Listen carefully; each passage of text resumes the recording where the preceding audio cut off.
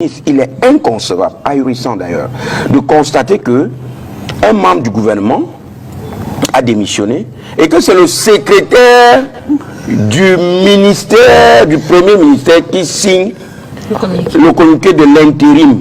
C'est quand même curieux.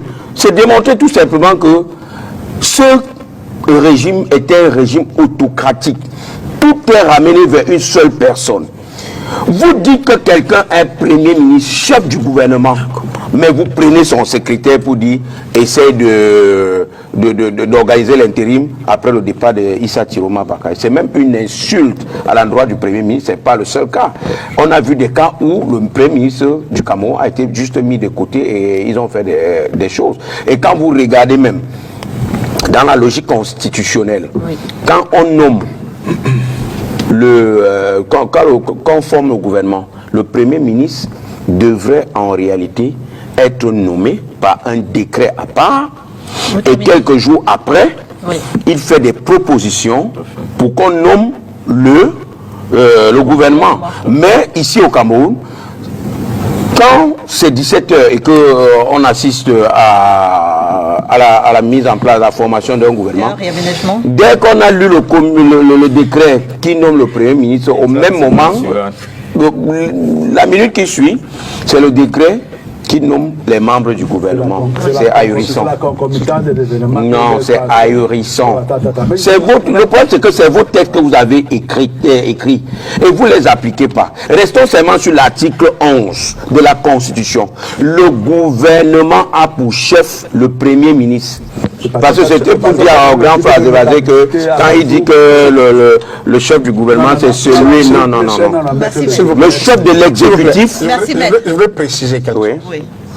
Je pense que personne autour de cette table, sauf mauvaise foi, ne peut dire qu'il a vu dans le communiqué du secrétaire général des services du Premier ministre l'acte administratif ou la décision gouvernementale désignant le ministre de l'emploi, de la jeunesse, pour assurer la continuité du service. Moi, je suis réservé sur le terme intérim, parce qu'on a parfaitement vu, justement pour le cas du ministère du ministère des Mines, où le ministre est décédé. Vous savez très bien qu'il y a eu une polémique. Le ministre d'État chargé des loisirs, le ministre Bello Beba, avait été désigné par une note du secrétaire général de la présidence pour assurer l'intérim de ce ministère-là. Ça n'a pas fonctionné. C'est le Premier ministre qui a dit, le secrétaire d'État chargé des mines ou de quelque chose, en tout cas, le secrétaire dans ce ministère-là, doit assurer l'intérim. Pourquoi? Mais simplement parce que il s'agit dans le cas d'espèce, d'un fonctionnement, j'allais dire, presque normal de l'administration gouvernementale. Je dis bien de l'administration gouvernementale, je n'ai pas dit l'administration de ce ministère. Le secrétaire d'État fait partie du gouvernement. Il est membre du gouvernement. Et en rapport avec ce que je disais tout à l'heure, relativement à la question de l'intérim ou de la continuité du service public au ministère de l'Emploi, en tout cas dans un ministère donné, il me semble de bon ton. Il me semble de bon ton que nous passions à autre chose, parce que cette émission est censée durer 1h30. Mais si nous passons 45 minutes sur cette question, alors que je répète que le secrétaire général des services du Premier ministre n'a pas pris de décision, il a rendu public une décision de son patron. C'est-à-dire, il a rendu public par communiqué. Une décision. Curieux, hein. Bien entendu, c'est ce que nous avons. C'est ce que nous avons. Merci Alex Gustave. Et c'est une question interne au gouvernement maintenant. Monsieur, vous voulez dire quelque chose? Je ne sais pas si de ce sujet. Je vois que Maître Loya a fait beaucoup de tours à Bazou, mais normalement quand on veut là, c'est pour s'apaiser. Le thème ahurissant qu'il utilise ici en la matière me semble totalement mal placé. Par ailleurs également, il divague sur la dualité. Le dualisme pour un exécutif, ce serait suicidaire. Quand on dirige, on n'est pas dual. Quand on dirige, on est unique en son genre. il n'y a pas de dichotomie entre le président de la République et le chef de gouvernement. Je vous dis faux. Je vous parle avec autorité. Vous n'avez aucune autorité à la matière, monsieur. L'exécutif du Cameroun est dualiste. Un chef de l'État, un président de la République, chef de l'État. Ça va continuer comme ça. Chef de l'État. Vous ne pouvez pas débiter des trucs comme ça là. Vous pouvez pas, comment vous pouvez dire que l'exécutif du Cameroun est pas dualiste? Je ne peux pas débiter des bêtises, vous pouvez y aller, mais comment? Je vous signale tout simplement. Je vous dis, ce n'est pas moi. Prenez l'article 11 de la Constitution. Arrêtez. Et vous allez oublier que c'est écrit en noir sur blanc que le Premier ministre est chef de l'exécutif et il exécute les lois. Voilà.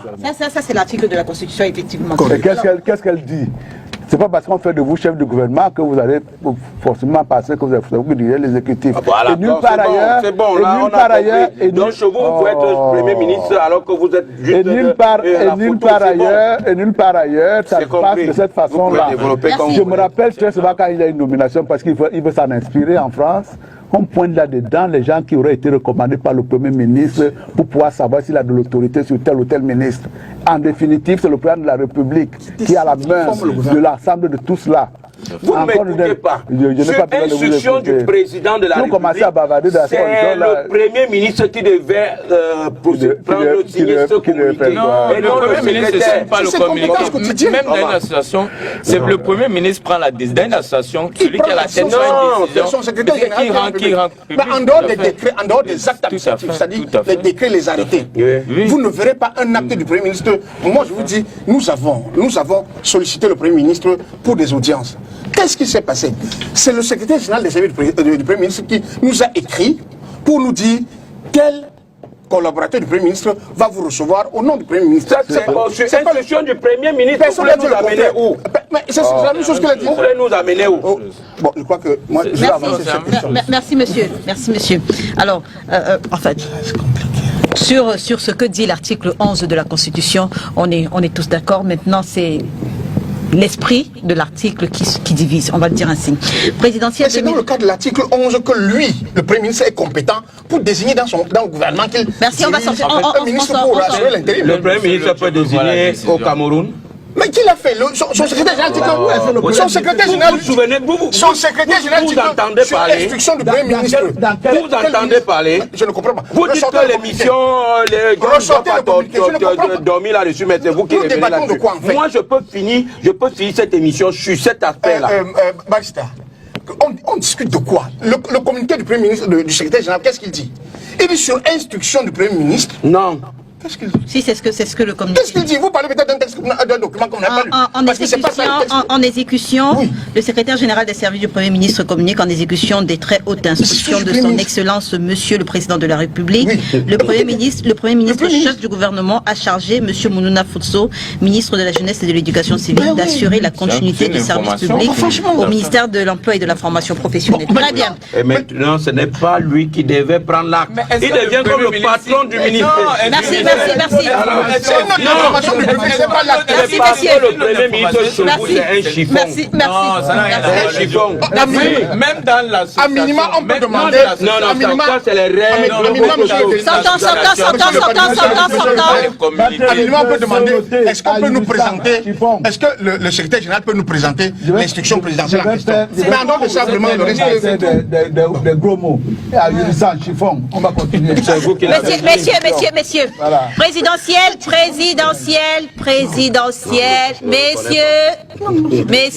messieurs. Très bien. Présidentielle 2025, l'UNDP se positionne dans la course. L'annonce très attendue est intervenue ce 28 juin, alors que le parti de Bello Bouba Maïgari avait réuni à Yaoundé son comité central. D'ailleurs, je vous propose d'écouter un petit extrait de cette réunion du comité central de l'UNDP, cette prise de parole de Bello Bouba Maïgari, et puis on se retrouve juste derrière. En vous remerciant d'être si nombreux à avoir assisté pour témoigner, notre parti, l'Union nationale pour la démocratie et le progrès, a été convié à prendre ces décisions en ce qui concerne l'échéance de l'élection présidentielle prévue dans notre pays au mois d'octobre prochain. après les délibérations, les prises de position, il m'a été demandé de présenter un candidat à l'élection présidentielle. Il m'a été demandé de me présenter, ce que beaucoup de militants de notre parti depuis l'année dernière me demandaient. À l'appel des différents intervenants, avec l'approbation de l'organe compétent, le comité central, j'ai accepté d'être candidat à la prochaine élection présidentielle en octobre 2025. Ce n'est que désormais je suis candidat à l'élection présidentielle et c'est le corps électoral, l'électorat qui va décider. Et la plateforme? Vous n'avez jamais lu cette plateforme?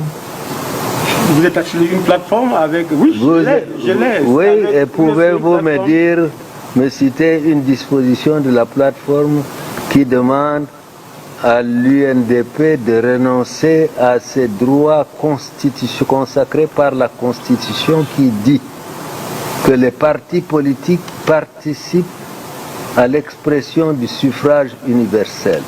Les partis politiques, quels qu'ils soient, sont libres de participer à toutes les élections, soit en éduquant leurs compatriotes, leurs militants, soit en participant à chaque élection avec ses candidats. C'est ce que l'UNDP a toujours fait depuis le retour du multipartisme dans notre pays. Et si vous regardez justement la représentation de l'UNDP dans les différentes institutions, qu'elles soient nationales ou de collectivités décentralisées, vous comprendrez bien que l'UNDP n'a jamais manqué de participer à une élection quand, à l'analyse du contexte du moment, il a décidé de participer. Nous sommes un parti, nous sommes représentés au niveau des collectivités décentralisées, les communes, nous sommes au niveau des assemblées régionales, nous avons, et ce n'est pas la première fois que l'UNDP participe à une élection présidentielle. La première élection présidentielle organisée en 1992, l'UNDP était représentée et j'avais eu l'honneur également d'être le candidat du parti. Donc aujourd'hui, ça ne devrait étonner personne. Zébazé, vous avez écouté Bello Bouba Maïgari. Est-ce que de façon formelle, vous pouvez affirmer qu'il y a une rupture entre le RDPC et l'UNDP? Il faut être, comme je l'ai dit, quelqu'un qui ne sait ni suivre, ni analyser pour considérer qu'il y a une rupture. La plateforme, ce qui lie l'UNDP au RDPC, c'est un accord de collaboration dans le gouvernement. J'ai bien dit dans le gouvernement. C'est ça que le président Bello appelle la plateforme d'action gouvernementale. C'est un texte qui, je crois, a une dizaine de pages, 4 pages, oui. Une dizaine de points. Ce texte-là, il date de novembre 1997, qui a été signé entre les leaders des deux partis. Je crois le secrétaire général du RDPC. Le Premier ministre Peter Moussongué pour le RDPC, Joseph Charles Domba pour le RDPC, Pierre Moukoko Bonjo pour le RDPC, Christophe Mienzok pour le RDPC. Tout à fait, c'est la délégation qui avait participé aux discussions. Pour l'UNDP, Célestin Bedidi pour il était vice-président à l'époque. Jules Boubou pour l'UNDP et Issa Bakari, Issa Tiroma Bakari. Excellent, Léla. Cette plateforme-là prévoit les responsabilités des uns et des autres et les espaces de collaboration, parmi lesquels le gouvernement. Tant que le président Bello et 2, 3, 4 des cadres de l'UNDP sont membres du gouvernement, ça voudrait dire que la plateforme entre le RDPC et l'UNDP continue à fonctionner. Ceux qui parlent de rupture, parce que l'UNDP présenterait un candidat à cette élection-là, ou tel qu'il ne l'a pas fait il y a 7 ans auparavant ou 14 ans auparavant, n'ont rien compris. Maintenant, est-ce que ça fait de l'UNDP désormais un parti de l'opposition? Même quand il était au gouvernement, j'entendais les gens dire qu'il est de l'opposition. Or, un parti d'opposition, c'est un parti qui est fondamentalement opposé à la politique de l'exécutif qui est mise en œuvre par le gouvernement. On en parlait tout à l'heure. Vous ne pouvez pas être membre d'un gouvernement et vous êtes de l'opposition. Donc, je conclus que, contrairement à ce que j'entends depuis hier, l'UNDP a usé de son droit constitutionnel pour présenter un candidat librement cette année à l'élection présidentielle. Il s'en est abstenu les années antérieures et a soutenu le candidat du RDPC. Il en présente un de manière autonome. Ça n'en fait pas un parti qui a rompu avec le RDPC parce qu'il est lié au RDPC par une plateforme qui est encore en vigueur à l'heure où nous sommes entrés dans ce plateau. Peut-être dans cette émission, peut-être qu'au sortir de cette émission, il y aura une évolution dans laquelle, parce que si sa base comprend que en désignant le président comme candidat, ils sont devenus indépendants du RDPC, c'est libre à eux. Mais moi, citoyen et analyste politique, c'est pas ce que j'ai compris, c'est pas ce que j'ai vu. Et je rappelle que l'UNDP a 3 membres dans le gouvernement, 2 ou 3 directeurs généraux ou directeurs généraux adjoints d'entreprises parapubliques et plusieurs autres fonctions exécutives. Toutes ces personnalités-là, qui sont des membres tantôt du comité central, tantôt du bureau politique de l'UNDP, continuent de siéger dans ces institutions-là, nommées par le président de la République, dans le cadre de partage des responsabilités, qui est l'un des points de la plateforme dont a parlé le président. Rupture ou pas rupture? Rupture. Pourquoi? Mes prévisions, mes prédictions sur le cas du ministre d'État Bello Bouba Maïgari se confirment. Je l'ai tenu sur un plateau concurrent et j'ai dit au soir du 28 juin, il y aura 2 positions. Soit se présenter, annoncer sa candidature à l'élection présidentielle d'octobre 2025 et là, ça c'est écouter la base, puisqu'à l'interne, il faut dire que le ministre d'État, président national de l'UNDP, a subi une forte pression et même son leadership à la limite contesté. Je veux juste préciser que Bello Bouba Maïgari a raison sur un point. La plateforme n'a jamais demandé à l'UNDP de ne pas présenter de candidat à l'élection présidentielle. Ça, c'est la lettre. Ça, c'est la lettre. Il faut savoir qu'un texte se comprend dans la lettre, l'esprit. Vous ne pouvez pas vous mettre ensemble pour soutenir un candidat et après vous dites vous aussi vous allez vous présenter, vous allez challenger ce candidat en filigrane en ne dénonçant nullement l'accord qui vous lie. C'est une rupture. C'est une rupture parce que cette plateforme, la plateforme d'action gouvernementale entre le RDPC et l'UNDP. Pour qu'on arrive à la... Aujourd'hui, vous dites il faut une candidature unique de l'opposition. Il faut une candidature unique de l'opposition, justement. S'il faut une candidature unique, s'il faut une coalition, il faut une plateforme. Et dans la plateforme, il sera bien précisé qu'en réalité, nous soutenons telle personne. Tous les signataires soutiendront telle personne et à la fin, voilà comment on va se répartir les ministères. Je le dis également parce qu'à Douala 2e, en 2020, nous avons mis sur pied une coalition de 5 partis politiques lors des municipales et justement, notre plateforme expliquait comment on va se comporter si jamais on passait. Déjà de tous les 5 partis, la première des choses, c'était que nous partons aux couleurs du SDF. Si jamais nous passons, le maire titulaire sera du SDF, l'UDC aura le premier adjoint, le PCRN aura le 2e, ainsi de suite. Également, nous avons précisé pour ce qui est des grands conseillers. Tout se précise. C'était un parallèle pour vous dire, lorsque M. Bello déclare sa candidature, que reste-t-il de cette plateforme? C'est la seule. Que reste-t-il de cette plateforme? Puisque tout l'électorat qui, de l'UNDP, qu'on reversait au RDPC, ne sera plus le cas. Cet électorat, on n'a pas mis sur pied une plateforme pour les beaux jeux de X ou de Y, parce que lors des élections, vous devez absolument soutenir telle personne par votre électorat. Élection présidentielle, il faut préciser. Justement. Parce que l'UNDP concourt aux élections locales. Mais je parle bien de sa déclaration de candidature à l'élection présidentielle. Lorsqu'il dit qu'il est candidat à la présidentielle, que reste-t-il de cette plateforme? Posons-nous la question. Rien. Que peut-il encore apporter au RDPC pour pouvoir participer à un gouvernement? Rien. Maintenant, je vais finir en prenant l'exemple des élections au barreau.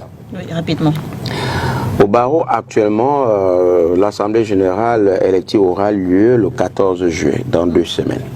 Alors, il y a des candidatures indépendantes, il y a des candidatures qui sont dans des listes. Il y a par exemple Phoenix, qui est dans une liste avec un chef de file. Il y a Ubuntu, qui est également constitué avec un chef de liste. Imaginez, parce que pour se mettre ensemble, ils se sont assis et ont défini comment ils vont gérer après les élections, gérer le barreau après les élections. Alors, imaginez que dans le cercle Ubuntu, parce que le chef de file, c'est le... Non. Allez-y rapidement. Imaginez que dans le cercle Ubuntu, qui est pour tête de file, maître Eric Mba, le bâtonnier, oui, sortant bien sûr, que quelqu'un sorte de là et dit, moi aussi, je voudrais le bâtonnat. Très bien. Vous comprenez que c'est un accord. L'accord qui met en place ce groupe, il ne reste plus rien. Très bien. Alors, Paul Eyoum, on a écouté Bello Bouba Maïgari, on a écouté Alex Gustave Azebazé sur l'interprétation des propos de Bello Bouba Maïgari, on a écouté Maître Achille Dio. La compréhension des propos de Bello Bouba Maïgari diffère selon qu'on passe d'Alex Gustave Azebazé à Maître Achille Dio. Selon vous, ce flou, est-ce qu'il est voulu? Vous savez, au niveau de l'AFP, nous avons toujours indiqué qu'il était très important de ramener ceux qui étaient dans l'opposition hier et qui sont allés au sein du gouvernement, de revenir dans l'opposition pour permettre à l'opposition d'avoir plus de poids. Au niveau du groupe de Douala, effectivement, les ministres Bello, Chiroma et leur parti et leurs militants, ils ont été également conviés à se rassembler pour réfléchir à une alternative pour le pays. Et dans la démarche du ministre Bello, moi, il y a quelque chose qui m'intrigue quand même. L'UNDP investit son candidat, qui est membre du gouvernement, mais il ne démissionne pas. Mais la logique politique voudrait qu'il démissionne d'abord du gouvernement, comme l'a fait Issa Chiroma, pour venir ensuite être investi par son parti, se présenter comme candidat. Pourquoi le ministre Bello n'a-t-il pas démissionné? C'est ça la question. Est-ce qu'il va aller jusqu'au bout? Parce que rappelez-vous de 97, lorsque vous faites un rappel mémoire de 97... D'ailleurs, pourquoi les deux postures sont différentes, mis à part les Mais tout simplement parce que la différence vient du fait que si à la dernière minute, le ministre Bello dit qu'il n'est plus candidat et il soutient Paul Biya, on fait comment? Puisqu'il est encore au sein du gouvernement, on fait comment? Et c'est pourquoi, quand on va développer tout à l'heure, je vais vous expliquer la dangerosité qu'il y a souvent à suivre des personnes qui sortent du gouvernement et directement vous disent qu'ils veulent aller à la présidence, ils veulent être candidat. Parce que c'est des personnes qui sont comme un cheval de Troie. Nous tous, on va, c'est à volo. Donc, il y a cette idée-là qu'il ne faut pas écarter, cette possibilité, il ne faut pas écarter. Donc, le ministre Bello, sa posture inquiète. sa posture inquiète. Quand vous faites la politique, sa posture inquiète. Mais déjà, on pouvait s'attendre à ce que peut-être l'UNDP investit candidat, mais qu'il ne soit pas lui-même Bello Bouba Maïgari. Ça aurait pu être, par exemple, mon père que j'ai vu sur la vidéo, Sadou Maïdadi, avec qui j'ai de très bons rapports. Pourquoi on n'a pas pris Sadou Maïdadi, par exemple, pour investir? Mais c'est Bello. Et vous savez très bien. Yandal, le maire de Toubaro. Non, il y a beaucoup, même le sénateur Flambongaya, par exemple. Bon, même si on sait comment au Cameroun fonctionne, mais je dis ça, tout le monde comprend de quoi je parle. Donc, il y a cet aspect-là qu'il faut garder en vue. Parce que le ministre Bello, aujourd'hui, il n'était pas candidat. Ça fait 4 élections présidentielles où l'UNDP n'a pas été. En 97, ils ont fait faux-foulement, venu à la dernière minute, ils ont mis une virgule et puis ils ont sorti la plateforme qui sont avec au gouvernement. Et il dit aujourd'hui que l'UNDP n'a jamais été vu. Mais quand vous êtes à un accord avec quelqu'un, il y a des choses qui ne sont pas écrites, mais qui sont implicites. Pourquoi est-ce que vous participez à la construction du gouvernement? Mais si maintenant, Bello, c'est simple, qui démissionne au gouvernement, il ne peut pas préparer sa campagne alors. C'est aussi simple, parce que quand on pouvait préparer l'élection présidentielle, on ne peut pas être occupé au ministère et en même temps, il faut qu'il aille préparer la campagne. Donc, je chute en disant l'autre chose. Non, mais c'est parce que nous sommes dans un pays où, non, vous savez comment le Cameroun fonctionne, les pieds sont en haut, la tête est en bas. D'accord. Pardon? D'accord. Quoi? Allez-y. Il n'est pas interdit comme non, ce n'est pas interdit. Non. Je ne sais pas ce que j'ai dit. Mais je suis en train de dire ceci, puisqu'il y a un parti qui est au pouvoir, qui est le RDPC, qui dirige, qui aura son candidat. Paul, maintenant, pardon, je ne te coupe pas. Bello dont on parle là, il est le numéro 3 du gouvernement. Tout à fait. Il est ministre d'État. Il est ministre d'État, le premier ministre d'État. Tout à fait. Dans l'autre protocole, il est le plus ancien des ministres d'État dans son gouvernement. Donc, moi, je suis effaré. Tout à l'heure, bon, je voulais compléter une chose que tu as dit, parlant de l'histoire de 97. Bello, le président Bello de l'UNDP et la hiérarchie du RDPC, Premier ministre, secrétaire général du RDPC, ne signent pas un accord électoral. C'est une plateforme d'action gouvernementale. Tout à fait. Là, certains semblent confondre les accords électoraux et les plateformes, comment je vais dire, et les accords gouvernementaux. Donc, ce n'était pas une alliance électorale. Non. Ça n'en était pas. Donc, je ne sais pas pourquoi on peut faire autant de raccourcis en pensant que si vous êtes dans un gouvernement, ça veut dire que vous avez un accord électoral avec le truc qui dirige. La preuve, les municipales, les législatives, les sénatoriales, ils disputent les sièges. La preuve, ils ont le conseil régional, la région de la Damawa. Mais les NDPC ont soutenu le SDF souvent dans des circonscriptions où l'UNDP était dans le conseil. Non, mais c'est juste pour dire que le ministre Bello, moi personnellement, disons du moins